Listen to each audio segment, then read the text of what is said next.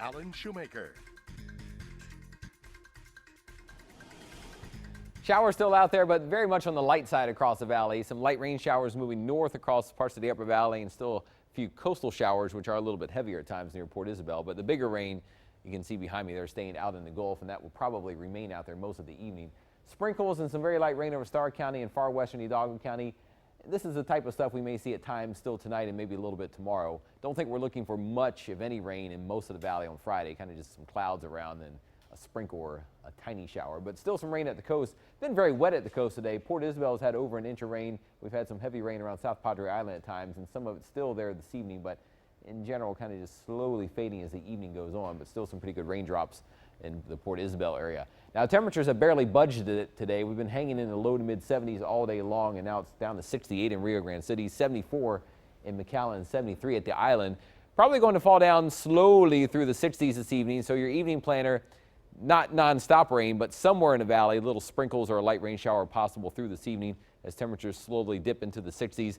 I think it might be a little cooler late tonight. There's some slightly cooler air coming in from the north, so we bottomed out about 63, 65, 66 this morning, maybe closer to 60 late tonight for an overnight temperature. So your nighttime lows may even dip briefly into the upper 50s in the ranch country, maybe near Edinburgh and Rio Grande City, northern Willacy County as well, briefly by morning, but most areas in the 60s throughout the night, and some sprinkles or light rain showers are possible. Now your day planner for Friday, making it to Friday, and probably won't see too much sun. I think, though, there's a small difference on Friday. The difference is there won't be as much rain, and maybe the clouds thin a little bit in the afternoon, but no huge differences from today for most of the valley. But starts off in the low 60s in the morning, near 70 at lunchtime, kind of hangs in the low to mid 70s in the afternoon.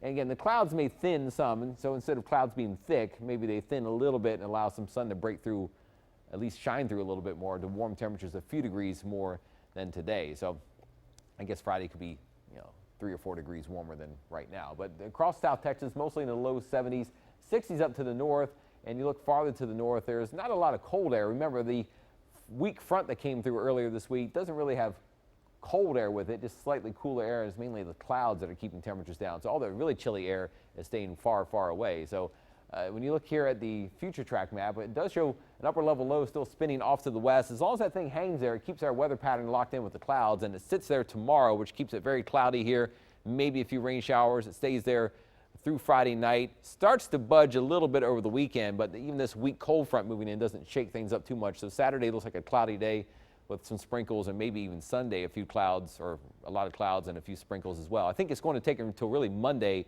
to really break apart the clouds and they'll start to turn around temperatures. So through the weekend, lots of clouds, and again, there might be a few thin spots in the clouds tomorrow, maybe a few breaks Sunday afternoon, with highs back in the 70s through the weekend, near 80 by Monday. And I think next week is looking warm for a while, at least up in the mid to upper 80s, but we could see another cold front by next weekend. We'll keep tracking in your First Warn 5 forecast coming up.